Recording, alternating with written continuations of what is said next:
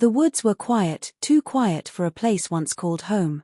Thick moss covered what used to be pathways, and the wind carried the faint smell of wet earth and something else, something metallic, almost like blood long dried.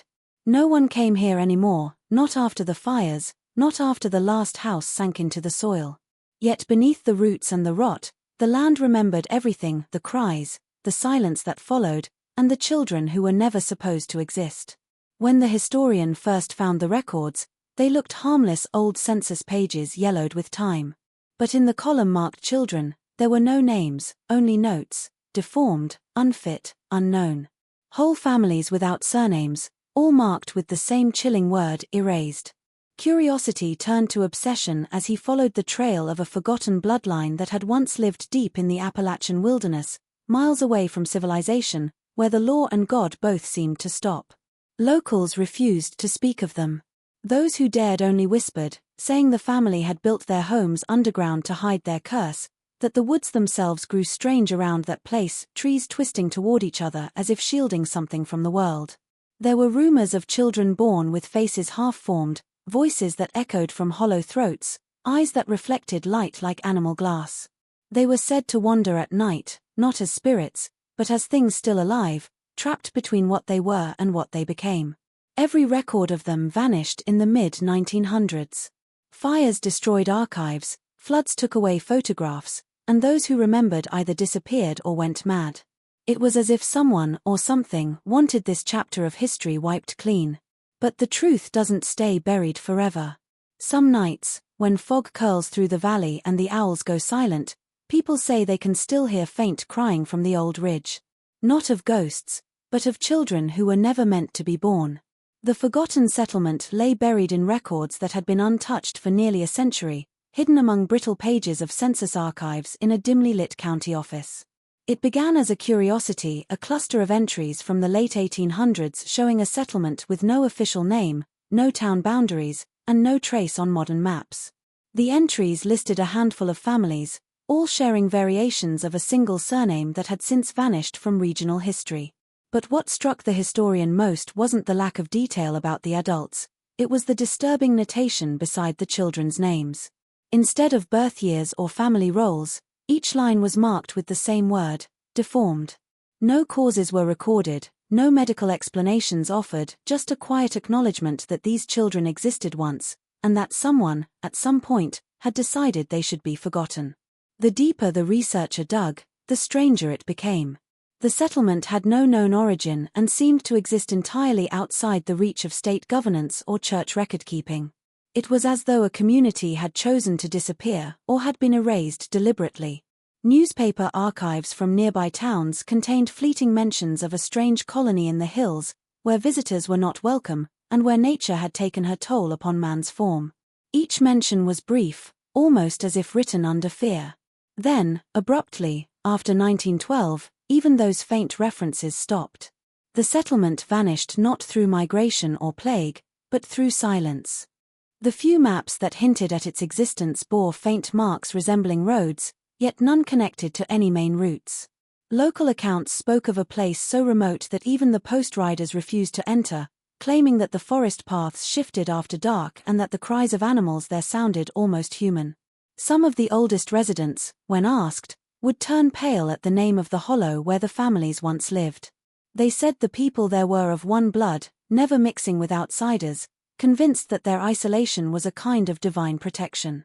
What unsettled the historian most was not the deformities themselves but the deliberate effort to erase every trace of them. Records had been torn out, photographs removed from collections, and burial sites left unmarked. It was as though a collective decision had been made by those in power to bury not only the dead but the truth of their existence. Yet the land, in its own way, seemed to hold memory. Satellite scans revealed faint depressions where homes once stood, outlines of foundations swallowed by moss and soil.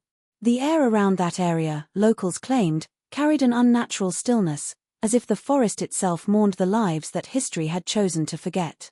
The sealed tunnel was first mentioned in an old miner's diary found decades after the settlement vanished, a rotting leather-bound book filled with fragmented accounts of his final days in the Appalachian hills.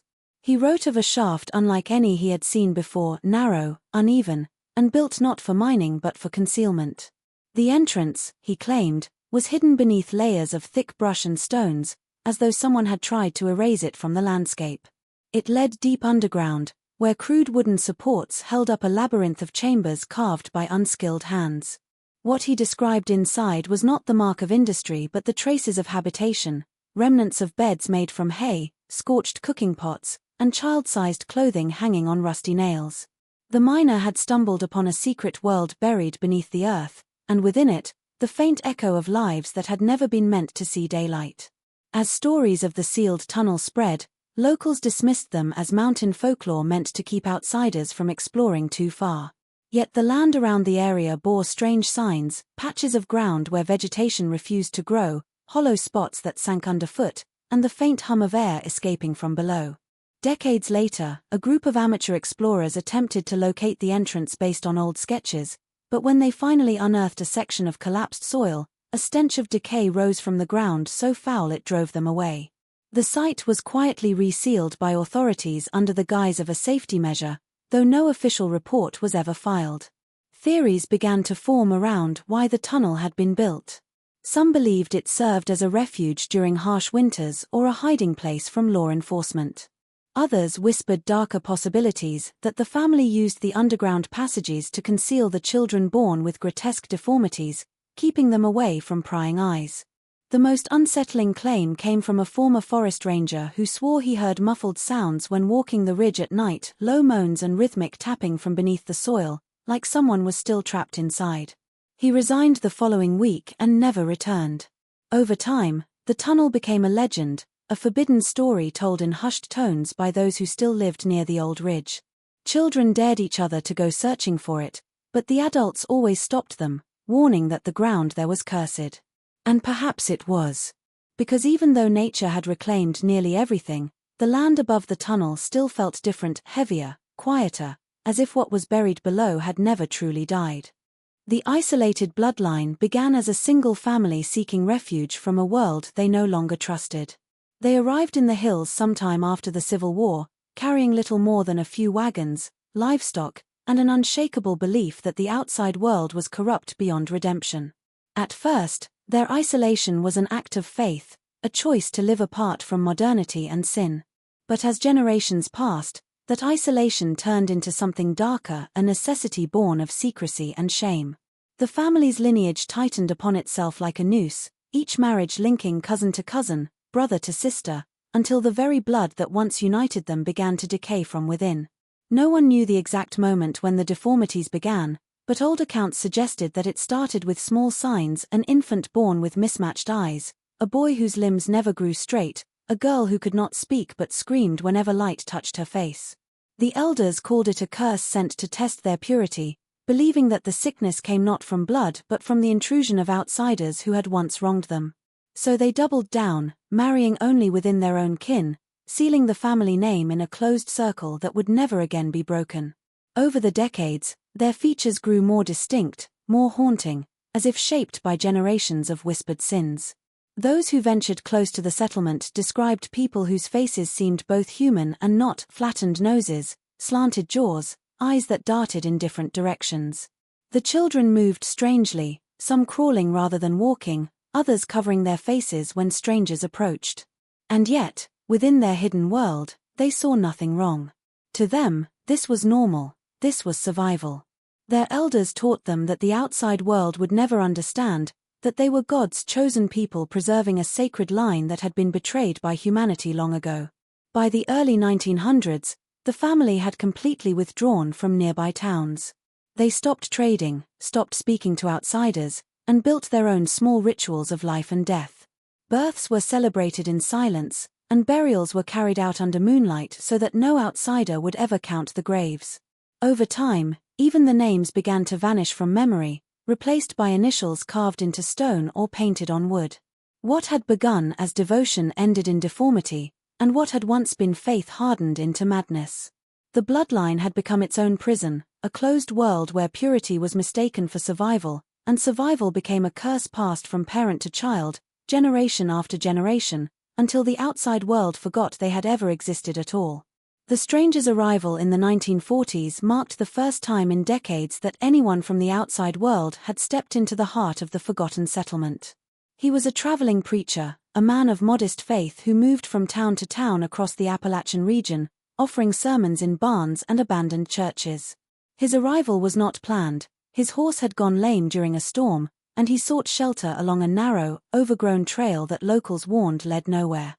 He followed it anyway, guided by the dim glow of lanterns flickering through the mist. What he found at the end of that trail was a cluster of shacks that looked more like relics than homes, half buried in vines and silence. The people who emerged from the shadows to greet him were unlike any congregation he had ever seen. Their faces carried the unmistakable mark of generations of inbreeding, features twisted, expressions uncertain, eyes too close or too far apart. Yet they seemed strangely calm, as if they had been expecting him. They invited him to stay the night, speaking in low, almost melodic tones that made it hard to distinguish one voice from another. He recorded in his journal that they treated him with a reverence that bordered on worship. At first, he believed it was simple hospitality, but as he listened to their stories, a darker truth began to surface. They spoke of a blood covenant, a sacred rule that forbade outsiders from mixing with their kind. They believed that breaking this rule would awaken the sickness of the flesh, a punishment from God that would turn their bodies inside out. The preacher, horrified but fascinated, stayed longer than he intended. Each night he heard movement beneath the floorboards, soft scratching, quiet weeping, and once, the sound of something breathing heavily just beyond his door. On his final night, they invited him to witness a ceremony. He wrote that it took place deep in the woods, around a fire made of wet branches that smoked but did not burn cleanly. There were children there, pale and misshapen, wearing masks carved from bark.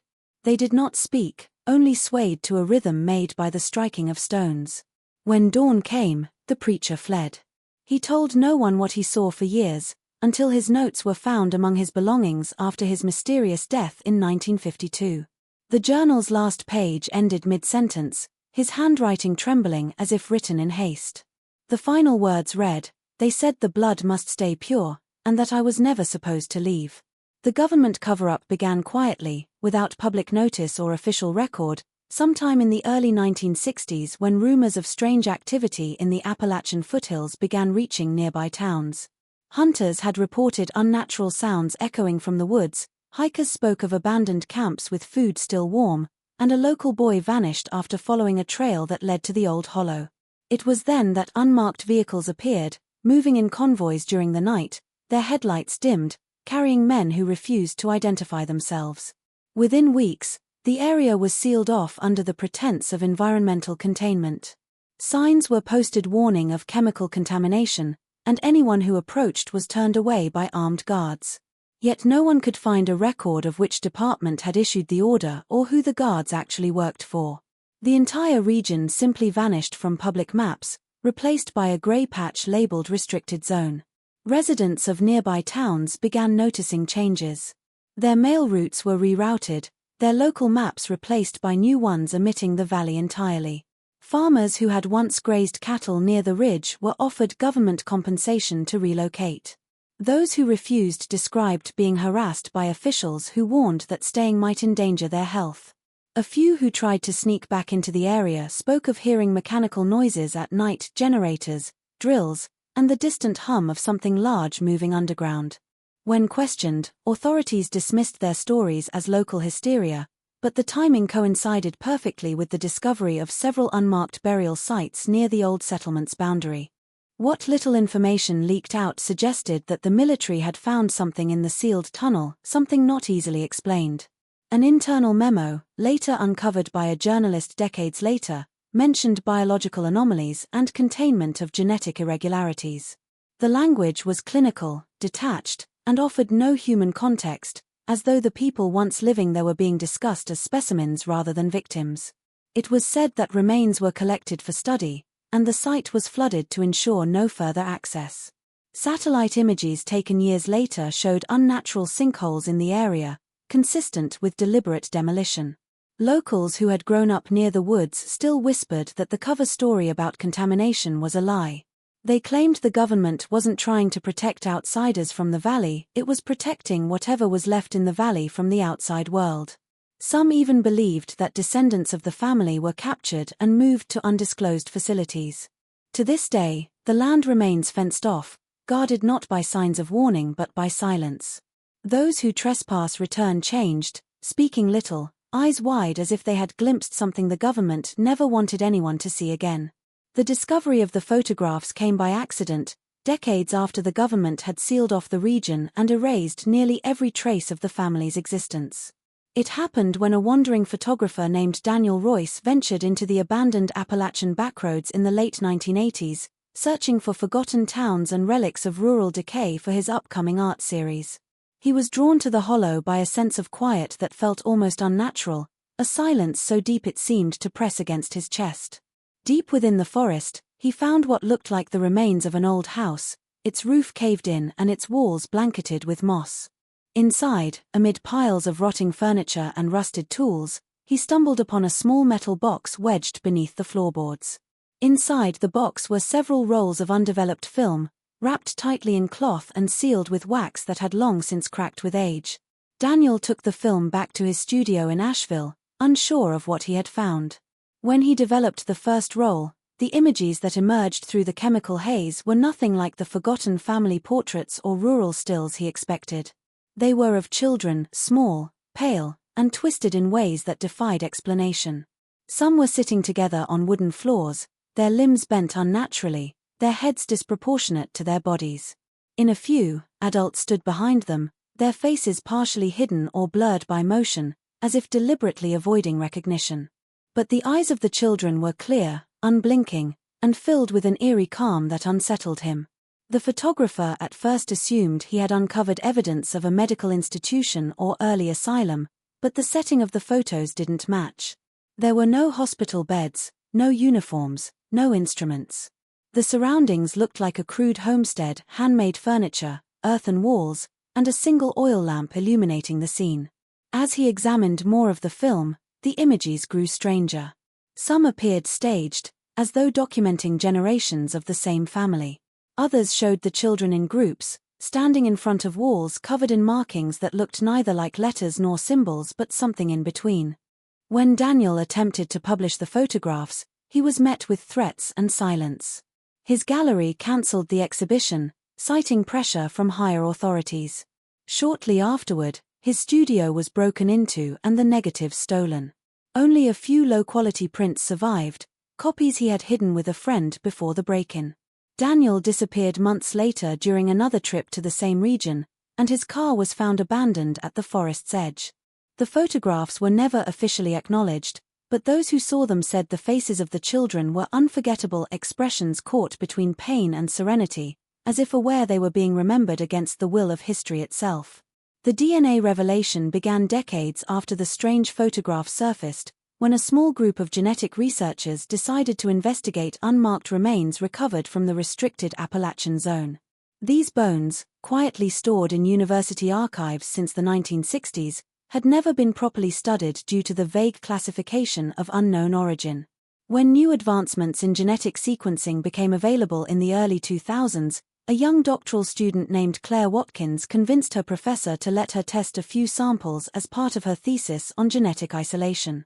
What she uncovered in those sequences would unsettle not only the scientific community but an entire region that thought its ghosts had long been buried. The results revealed that the remains did not belong to a single family, as once believed, but to multiple generations of the same bloodline interwoven for more than a century.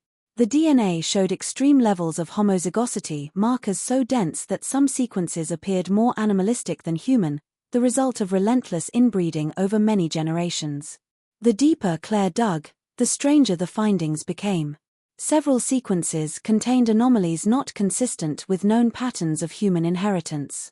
Bones that were clearly human bore genetic mutations seen only in severe developmental disorders, yet these defects were present across nearly all samples, implying that what had once been considered individual deformities were in fact hereditary. But the most disturbing discovery came when the team ran comparative tests against modern DNA databases. To their shock, several matches appeared distant but unmistakable connections to living individuals in nearby counties, people who had no idea their ancestry traced back to the lost settlement. These modern descendants shared subtle genetic markers, silent echoes of a bloodline that had once been buried and forgotten. When news of the findings reached local authorities, the project was abruptly halted. Claire was instructed to cease all communication about her work and surrender her samples. Days later, the lab's data servers were wiped, and the physical specimens disappeared from storage. No official explanation was given, and her supervisor refused to speak of the matter again. But whispers spread among the academic community that a federal agency had intervened, citing ethical concerns. Claire, disturbed by what she had found, kept a private copy of her analysis. Years later, she anonymously released fragments of it online under a pseudonym, describing a lineage so genetically fractured that it blurred the boundaries of humanity itself. Though her claims were dismissed publicly, quiet fear took root in the nearby towns, especially among families with long local histories, who began to wonder whether the past they had been told to forget might still be alive inside their own blood. The unmarked graves were discovered by accident during an archaeological survey meant to assess soil erosion near the edge of the sealed Appalachian Valley. The team had no intention of unearthing anything historical, their task was purely environmental. But on the third day of digging, one of the researchers struck something hard beneath the roots of an ancient oak. At first, they assumed it was a stone or debris from an old foundation, but as the soil loosened, a faint outline of a small wooden box emerged. It was a coffin, handmade, roughly carved, and barely large enough to fit a child. Inside were fragile bones wrapped in decayed fabric, their arrangement suggesting careful burial rather than abandonment. Around the first grave, they found several others, each positioned in a circular pattern, as though arranged according to some forgotten ritual. None bore names. Instead, every burial had a single marker, small stones carved with initials and strange geometric symbols, neither religious nor cultural in any known sense. As more graves were uncovered, the unsettling pattern became clear. Each coffin held the remains of children, their ages estimated between 2 and 12, all showing signs of severe deformities, misshapen skulls, shortened limbs, and elongated spines. Some had additional bones fused in unnatural ways, others missing entirely. The archaeologists, disturbed by the uniformity of these deformities, theorized that they had uncovered a cemetery belonging to the isolated family long rumored to inhabit the region. But the further they dug, the stranger the findings became. Adult remains began appearing in the outer ring of the burial site, their bones larger but equally deformed, as if the physical curse had not spared any generation. The symbols on the stones became the team's greatest mystery. Some resembled runes or coded initials, while others were arranged in spirals pointing toward the center of the burial field. When one of the researchers mapped the pattern, it appeared to form the shape of an eye, perfectly proportioned and symmetrical. It was as if the graves had been laid out with intention, part of a belief system lost to time. The atmosphere around the site grew heavy, the air thick with the scent of decay that persisted even after centuries underground. Locals who heard of the discovery warned the archaeologists to stop, claiming the land was cursed, that disturbing the graves would awaken something better left buried. Within days, the excavation was halted without explanation. The site was quietly fenced off, and the bones were taken to a private laboratory for examination, but no results were ever released. Years later, the oak that had first revealed the graves was struck by lightning and split in two, leaving behind a charred hollow that locals now call the Watcher's Eye. Those who pass by at night swear they can still hear faint whispers coming from the earth, like voices calling out for names they were never given. The disappearance of the research team in 1999 remains one of the most chilling unsolved incidents connected to the legend of the Forgotten Valley. A group of 6 graduate students from a northeastern university, led by Professor Raymond Keller, arrived in the area under the guise of conducting an ecological assessment. Their true objective, however, was to investigate rumors of the unmarked graves and to collect genetic samples that could validate the existence of the inbred bloodline that had haunted Appalachian folklore for generations. They had secured limited access to the outskirts of the restricted zone through falsified permits, setting up camp near the old ridge where remnants of cabins and tunnels were said to lie. For the first 2 days, They sent regular updates, brief radio messages about soil samples, strange sounds echoing through the forest at night, and unease among the team. On the third day, the transmissions stopped. When park rangers found their campsite a week later, everything was still in place. The tents were intact, food supplies neatly stored, and notebooks left open as though the researchers had simply walked away mid-sentence. There were no signs of struggle, no animal tracks, no evidence of foul play. The campfire had long gone cold, and the only disturbance in the area was a series of small footprints leading toward the tree line, too small to belong to any of the missing adults. Search teams combed the forest for days, but no trace of the 6 people was ever found. The tunnels, which were rumored to exist somewhere nearby, were never officially explored due to safety concerns, though some locals claimed to have seen dim lights flickering underground during the search. When the university filed a formal inquiry, the investigation was swiftly taken over by federal authorities who sealed the site and classified all findings. Families of the missing received no answers, only a brief statement citing environmental hazards as the probable cause of disappearance. In private, one ranger confided to a journalist that he had heard faint crying while patrolling the area at night, the voices sounding like those of children calling from beneath the ground. He quit his position soon after and refused to speak publicly again. Years later, an old tape recorder belonging to one of the students surfaced at a pawn shop several towns away. The final minutes of the recording captured rustling, hurried breathing, and a faint whisper repeating the same phrase, "They're not gone, they never left." The authenticity of the tape was never confirmed, but those who listened described a distant echo beneath the voices, something rhythmic, almost like a heartbeat coming from deep within the earth. Whatever the team found that night in 1999, it was powerful enough to erase them completely, leaving behind only questions and the uneasy sense that the woods themselves had claimed them. The journalist's return to the woods marked the final attempt to uncover a story that had spent more than a century buried beneath silence and superstition. Her name was Evelyn Hart, an investigative reporter known for pursuing forgotten histories, the kinds of stories that governments and communities alike preferred to leave untouched. She had grown up in a nearby county and had heard whispers since childhood of families that vanished, of cries in the night, of the land that ate its own. Unlike others who dismissed the tales as folklore, Evelyn believed there was truth hidden behind the fear. In 2023, armed with declassified documents, fragments of Claire Watkins's genetic research, and a handful of surviving photographs, she set out to find what remained of the lost bloodline in the Appalachian Valley. The locals she interviewed were reluctant to speak, their fear of the place still alive even after decades. One elderly man told her that sometimes, when the fog crept low through the trees, you could see shadows moving against the moonlight, shapes too small to be adults yet too strange to be children. Another claimed the forest went silent near the ridge, no birds or insects, as if life itself avoided that soil. Evelyn pressed on, documenting every fragment, her recordings filled with static that distorted more than it revealed. When she finally reached the restricted boundary, she found the fences rusted and partially collapsed, warning signs faded by time. She crossed without hesitation, her camera rolling. What she found was not the haunted ruin she expected but a place that felt eerily preserved, as if time had paused. The foundations of old cabins still marked the ground, and the air smelled of damp wood and iron. Near the supposed site of the sealed tunnel, she discovered shallow mounds that appeared to have been recently disturbed. The soil was loose, dark, and pulsing faintly with moisture. Her notes from that day were erratic, sentences cut short, descriptions growing increasingly frantic. She wrote of hearing soft laughter echoing from the trees, of shapes darting between the shadows, of something moving just beneath the surface of the earth, breathing in rhythm with her footsteps. Her final recording lasted only 27 seconds. It began with heavy breathing, followed by a single whisper, "They're still here."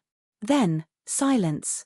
Days later, searchers found her camera at the edge of a stream, still recording, lens cracked but functional. The footage showed nothing but static and flashes of movement that could never be identified. No trace of Evelyn was ever found. The case was quietly closed, the valley sealed once again. But those who've watched the footage claim that in the last frame, reflected faintly in the water, were the outlines of several small figures standing perfectly still, watching.